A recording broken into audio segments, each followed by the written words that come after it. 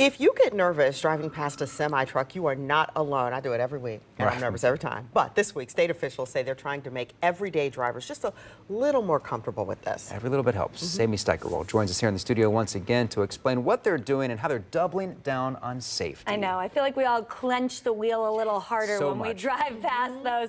But like you mentioned, you know, driving next to a semi-truck, it's scary for a lot of people. But this week in particular, truck inspectors from the state and troopers with Highway Patrol have been out checking to make sure all of those trucks that you pass are safe enough to be on the road. So today ends the 3-day international road check that aims to minimize the number of hazardous semi-trucks across roads everywhere, really across North America, but especially here in Ohio.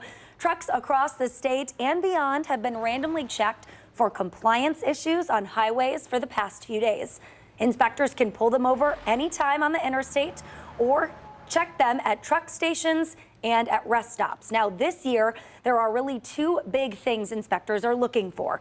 The first has to do with the driver, and if they seem coherent or if they look like they've been out driving for too long.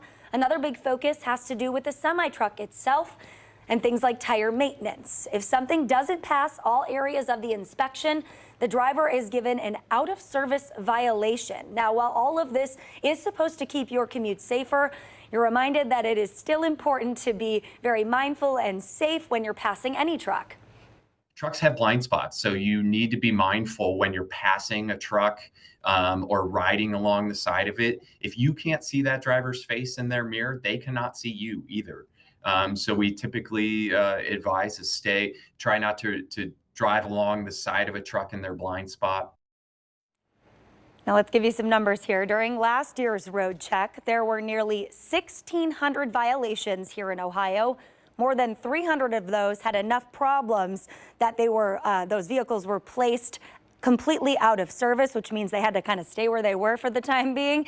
I'm told a lot of those had to do with trucks carrying hazardous materials or those oversized loads not being secured all too properly. So when you're talking about fines, I mean, how much is the fine for the trucking company or the truck? Yeah, so it kind of depends on what the violation is. It ranges, I'm told, anywhere from $100, so not too bad, to I'm quoting this, tens of thousands of dollars. Wow. So it's pretty severe. It can be if you're passing, and we all know it. We see those trucks that they take up a lot of room, and you're wondering, you're just wondering, So they're checking those. They're making sure. Some of them with hazardous materials. So this does become very dangerous. So exactly. I'm glad they're doing this. Yeah. All right, Amy, thank you. Thank you so much. All right, we want everybody to